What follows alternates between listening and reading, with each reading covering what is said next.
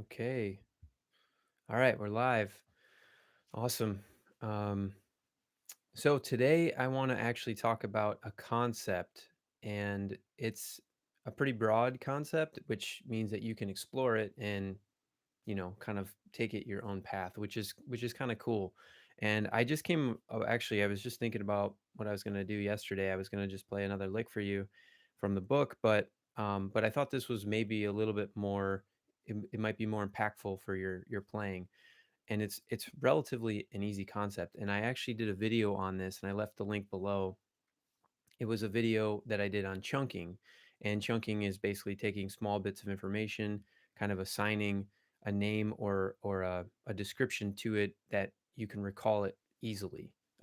That's kind of my definition of it. I'm sure there's better ones out there. In the video there's a really good explanation of it, but anyways, I call it the major minor chunk. And I wasn't playing Donna Lee, and I wasn't thinking about Donna Lee at the time. I was actually just exploring just some language, and I came across and I was like, "Oh, that's really cool." And it wasn't the same line from Donna Lee, but it had the same effect. So let me play the line from Donna Lee, and then I'll dive into it a little bit more. Now this happens in the fifth and sixth bar. It's like a 2/5 going into A flat concert. So I'll play that line, and I'll just resolve to the one chord, and I'm not going to play what the continue with the melody. So here we go. So the major minor chunk. Hopefully you can hear this okay. So here's the lead in. I'm gonna play it slow.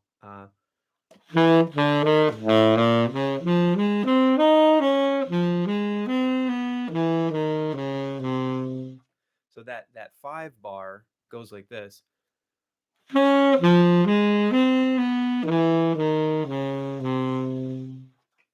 And that is basically, if you think about it, it's the 5, so it's E flat. But what he's doing E flat major. This is E flat major if we rearrange the notes. But so he's going 1, 3, 5, 7, and then he immediately goes down to the flat 7, which fits nicely over an E flat 7 chord. And then he's going, and that's flat 7, and then he's going to the minor 3, 2, and then 1. So it's kind of cool. It's kind of a really cool effect, and it's got really really beautiful voice leading. And then he resolves to the 3 of the he's resolving to the 3 of the 1 chord. But that so I guess that could be a 2/5 lick for today, a 2/5 Tuesday lick. But going off of what Bird kind of wrote there or played in his melody, you can kind of start exploring this idea. And I'm going to show you old school um, whiteboard style how this kind of works. And let me grab the whiteboard real quick.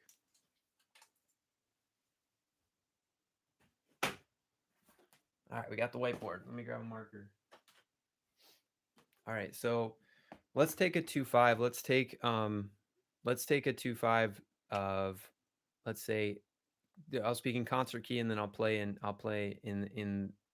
the key of tenor in B flat. So let's just keep it simple, and we'll play D minor to G7, um, and then to C. So here's how we get the major part of that.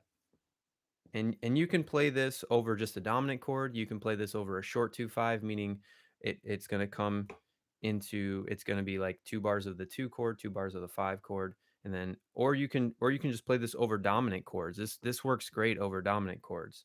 So here's D7, um and I just put little brackets. Maybe I should make this a better bracket. Just drop the cap.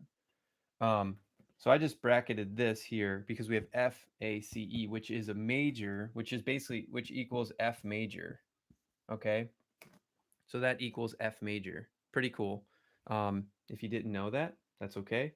So if you ever want to build a major chord off of a minor, you just build it 3, 5, 7, 9. And maybe I'll put those here. So 3, 5, 7, 9. Okay, so that's how you build the major. Let me turn this microphone. That's how you build the major chord. So then, so remember this is the major minor chunk. So this is going to become minor, and we're going to do E flat because that's the flat 7 of F major. And then we're doing, remember we're going 7 and then 3 flat 3 2 1.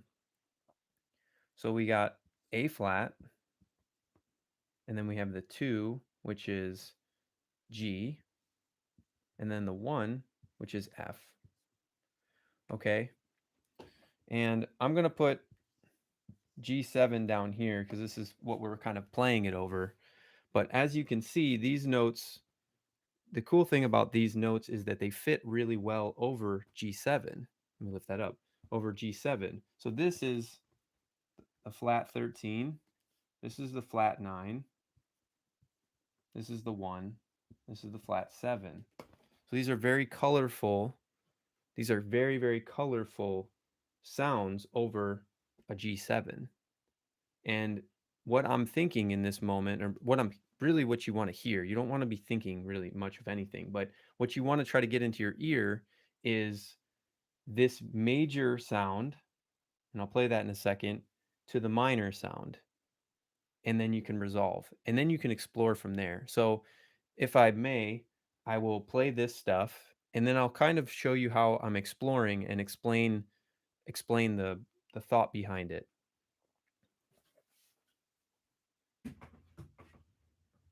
So I'll use that concert key as I explore.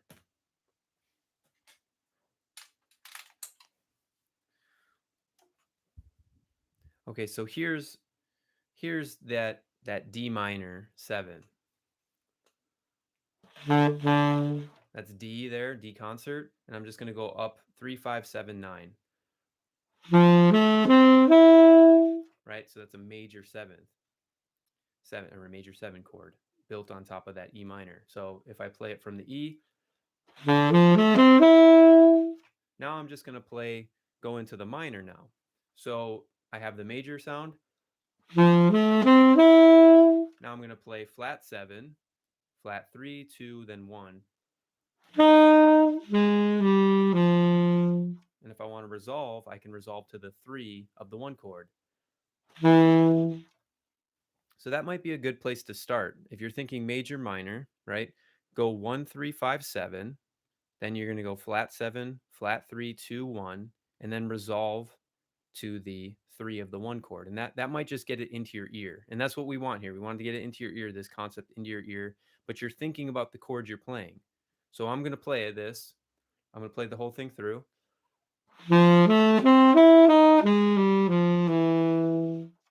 Now, as I played that, I was thinking concert key, D minor 7, G7 to C major, and resolving that way.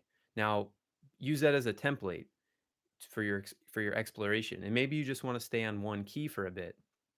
So I'm going to do that. I'm going to stay on one key for a bit, just a couple of rounds through here, and see what I can explore. See how I can use the same, basically, excuse me, can't talk. Basically, use the same notes, but just see how I can rearrange them or see how I can voice lead and maybe use some other bebop language that makes sense. So let's start the same way and then see where we go from there.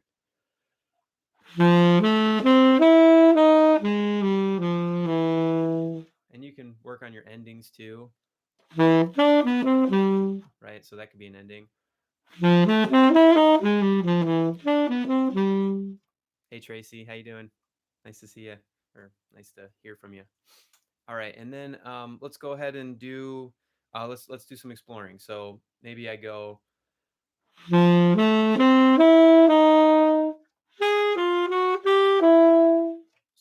So that time I jumped up to the minor 3. So I started the same way with that major 7th. Resolved to the minor 7th. Then I jumped up to the minor 3. And I just did, on the 1 I hit 5 to the 3. Um, so that's the exploration part. So that's kind of cool. So we can go, maybe we can take the Parker line, right? So I'm messing with, now I'm messing with how I rearrange the first part of it, and I can use that arpeggio in different ways. We can mess with rhythm. So maybe we mess with the rhythm, and do something like this, right? Or we invert that major. I'm just thinking of this off the top of my head. Maybe we invert that major seventh chord. So instead of going 1 3 5 7, we go 7 5 3 1, and then mess with rhythm again, right? You know, ba ba ba do be ba do ba o.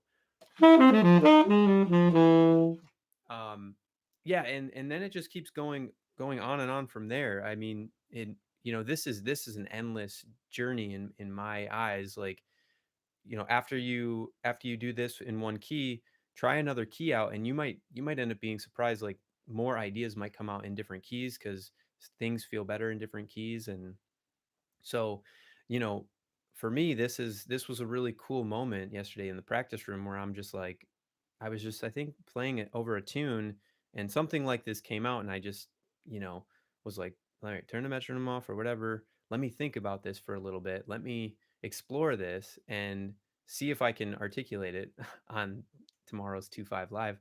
But hopefully this all makes sense. And this gets you, is like, acts as a catalyst, kind of, to jump you off into this exploration, which I think is one of the most important things you can be doing every day in the practice room, is kind of exploring sounds, exploring language, trying to develop sounds that you like to hear. If you're always reading stuff out of a book, which isn't a bad thing, I'm not saying don't do that, but sometimes when you generate things that your ear is kind of guiding you towards, then it sticks to you better, and then it becomes your own language. Now, there is you know, a healthy amount of practice you need to do to kind of get language, and listening, of course, practice and listening, to get language into your ears and kind of under your fingers. But I also think that when you start trying to develop your own ideas, this is an important, you know, path to go down. So the major minor chunk. Um, I hope that this all stemmed from, like I said, I was practicing, and then I thought, oh, I'm like, this is kind of like the bird thing from Donna Lee, and then it just kind of went from there. So I highly encourage you to explore, have fun with it, and start simple. Start with this. Start with 1 3. This 1 3 5 7, and then the minor flat 7, flat 3 2 1, and then resolve. So start with something like this.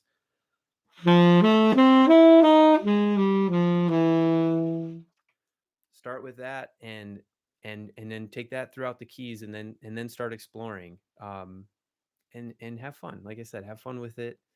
It's all good. Um, that's it. There looks like no one's asked any questions. So, you know, just remember, I'll see you next week. Always positive, always progressing. Later.